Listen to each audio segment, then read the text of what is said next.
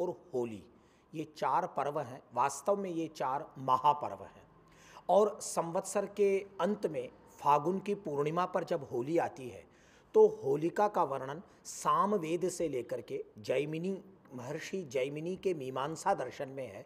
और जैमिनी का तो एक सूत्र ही है, राका होला के, वहाँ होलाकाधिकरण भी है। अर्थात यह जो फाल्गुन की पूर्णिमा पर आने वाला उत्सव है इसे फाल्गुनी, फाल्गुनिका, होलिका और आजकल होली कहा जाता है। अब प्राचीन काल में इसमें क्या होता था, जब वैदिक काल था, इस दिन एक अनुष्ठान किया जाता था, एक यज्ञ किया जाता था और इस यज्ञ का नाम था नवधान्य इष्टि। इष्टि शब्द का अर्थ होता है यज्ञ।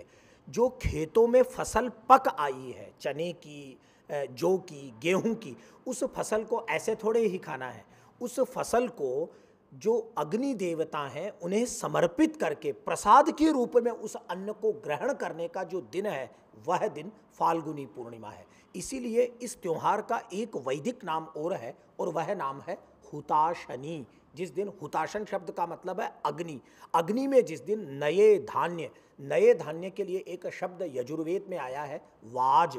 इस वाज की जब आहुति लगा दी जाती है उसके बाद उस आधे पके हुए वाज को खाया जाता है और उस अन्न को इस रूप में खाया जाता है कि यह अन्न नहीं है, ये भगवती लक्ष्मी का प्रसाद है। कालांतर में इससे एक कथा जुड़ गई कि एक अनाचारी, अत्याचारी हिरण्यकशिपु नाम का राक्षस था जो भक्तराज प्रहलाद को परेशान करता था, उन्हें भक्ति नहीं करने देता था, जो मानवीय मूल्यों का विरोधी था। और उसने भक्तराज प्रहलाद को समाप्त करने के लिए, नष्ट करने के लिए जो एक षड्यंत्र रचा, जिसके तहत होलिका अपने भागिने या अर्थात अपने भतीजे को लेकर के जब बैठ गई गोद में, तो दैव कृपावशात, भाग्य के कारण और भगवान की कृपा से वह होलिका उसमें जल गई। तो यह होलिका दहन की जो परंपरा है, वास्तव में यह होलिका दहन का पर्व तो है ही, लेकिन यह प्रहलाद विजय का पर्व है।